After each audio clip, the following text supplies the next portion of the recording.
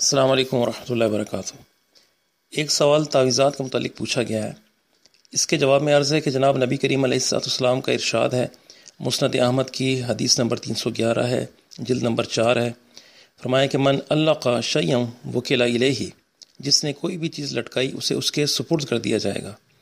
اس مفہوم کی اور بھی احادیث موجود ہیں جن سے معلوم ہوتا ہے کہ بیماری سے بچنے کے لیے کچھ بھی نہیں لٹکانا چاہیے، اللہ تعالیٰ سے شفا کی درخواست کرتے رہنا چاہیے۔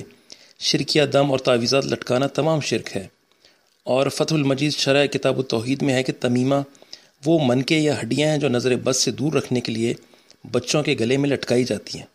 بیماری سے بچاؤ کے لیے ڈالے جانے والے کڑے، دھاگے، چھلے اور درختوں کے پتے وغیرہ سب ناجائز ہیں، کیونکہ یہ اشیاء کسی کے نفع و نقصان کی مالک نہیں۔ قرآن حکیم یا دیگر آیات کو لکھ کر گلے میں ڈالنا یا بازو وغیرہ پر باندھ لینا یہ بھی درست نہیں ہے۔ جناب نبی کریم علیہ السلام اور آپ کے صحابہ رضی اللہ تعالیٰ عنہم اجمعین سے اس کا کوئی صحیح ثبوت نہیں ملتا، لہٰذا ایسے امور سے کلی اجتناب کرنا چاہیے۔ ذکر و اذکار اور شرعی دم سے کام لینا چاہیے۔ اللہ پر توکل کر کے یقین کے ساتھ اگر دعا مانگیں گے تو اللہ تعالیٰ نے چاہا تو ضرور شفا نصیب ہوگی۔